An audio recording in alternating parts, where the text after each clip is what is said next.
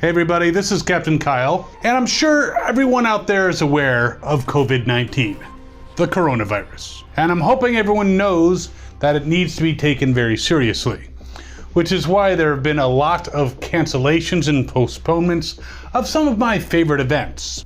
Comic-Cons, sci-fi cons, horror cons. We're doing this video to talk about what to do if a con you're planning on attending is postponed or canceled.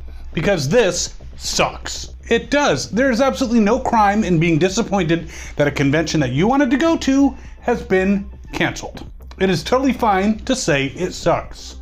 Now people will say, get over it, it's just a con, but they miss the point. Yes, obviously dying would suck a lot more. And yes, the necessity of all these cancellations and postponements is obvious, and it's obviously the right thing to do.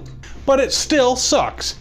It sucks for people who wanted to attend. It sucks for the organizers who are going to lose money no matter how reasonable everybody is. It sucks for vendors who make a lot, if not all, of their living at cons. And it sucks for the guests who wanted to see their fans and, make money. And it sucks for cosplayers who are guests or just wanted to attend and hang out with their friends. It even sucks for the venues and the vendors who support those venues and the employees who work at those venues. Nobody is happy that these cons are canceled. But everyone who's not a fool understands that it's necessary. So far, a lot of cons have either postponed or just outright canceled. Emerald City, E3, Great Philly, Fan Expo Dallas, Ace in Boston, East Coast Comic-Con, Zenkaikon, Monster Mania, Steel City, tons of ones that I'm probably not even aware of. And the cons that haven't canceled yet, well, I'm watching them very closely. So what to do? First of all, if you had a hotel room booked for one of these cons, you want to get in touch with that hotel and cancel that room right away. Now, sometimes there's these non-refundable deals that you get on hotel rooms. However, a lot of these places are suspending that policy due to the state of emergency. So be sure to contact the company and see what you can work out. And here's a tip: do not yell and scream. Now, some people think that works, but if you're on the phone and you yell and scream and use profanity, they can hang up on you. And even if they don't, they're not exactly going to be inclined to go out of their way to help you. But if you're reasonable and you're polite and you explain that the event you were going to attend is canceled due to the coronavirus, they may be able to help you somehow. And for travel, it's the same thing. Now, some airlines already have a policy like Southwest. You can cancel flights and hold that money to use for up to a year later to book other flights. A lot of airlines have cancellation fees or no refund policies, but because it's a national emergency, a lot of these airlines are at least temporarily changing their policies. And if it doesn't tell you on their website that you won't be charged fees, call somebody. And again, ask if there's anything they can do to help. The airlines are losing a ton of money, but they don't want to alienate their customers by sticking to these policies in a time of crisis. Now, sure, if you just cancel and pay the fees without saying a word, they'd be happy as hell. But there is a good chance that just speaking with somebody will get those cancellation fees waived. And this works for bus and train tickets too.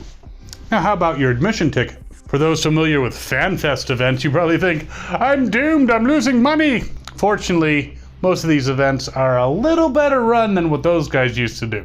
Now, some places like Emerald City are just refunding everybody's ticket right off the bat. Now, give them a little bit of time because there's a lot of refunds to go through, at least 30 days. And photo ops are the same deal. They have a lot to go through, but they'll get the refunds out to you. Now, others who have postponed have automatically transferred your ticket to the postponed date. Now, some people are pretty pissed about that. But here's the thing. Now, a lot of these cons do have a no refund policy because a lot of what goes into running the con comes from those ticket sales. And a lot of the people who actually purchase tickets for the first date are probably going to go to the new rescheduled date. Now, if you know that you definitely can't make the second date, you do have a couple alternatives. One, you could find someone else who's planning on going and sell them your ticket and just let the con know and they can transfer it. Or you can email them and say, I definitely can't make it, I need a refund. Now, make sure you do this before you try anything like getting a chargeback through your credit card company. That will probably work, but no con wants a bunch of chargebacks. And understand, these cons are losing a lot of money already. They've already spent a bunch of money that they're never going to get back. So if you can't sell it to somebody else, politely reach out and ask for a refund. Now, as I did mention, a lot of people who rely on cons for their income are going to be hurting. If you have favorite vendors that you see at cons, look them up online. See if you can support them, purchase stuff from them anyway. Now, some may not be shipping during the virus, some may, but I'm sure any bit of support would be appreciated. Or even just words of encouragement. A lot of the social media pages for these cons that have canceled or postponed are listing the vendors on there, so check it out. Oh, and if you're really missing the con experience and you like panels, this channel has over 100 that you can watch. Hey, they're fun, they may help. Hashtag shameless self-promotion. Now, some places are trying to do virtual cons. Wizard World is preparing to launch some virtual Wizard World experiences. People online are forming groups and having kind of virtual cons. And here at Fandom Spotlite, we're going to be trying to do some stuff to give you some virtual convention experiences as well. We're all just trying to safely deal with the suckage. Now, there may be a few conventions that don't cancel or postpone. Many that are just a few weeks away are watching the situation and hoping that maybe they won't have to cancel.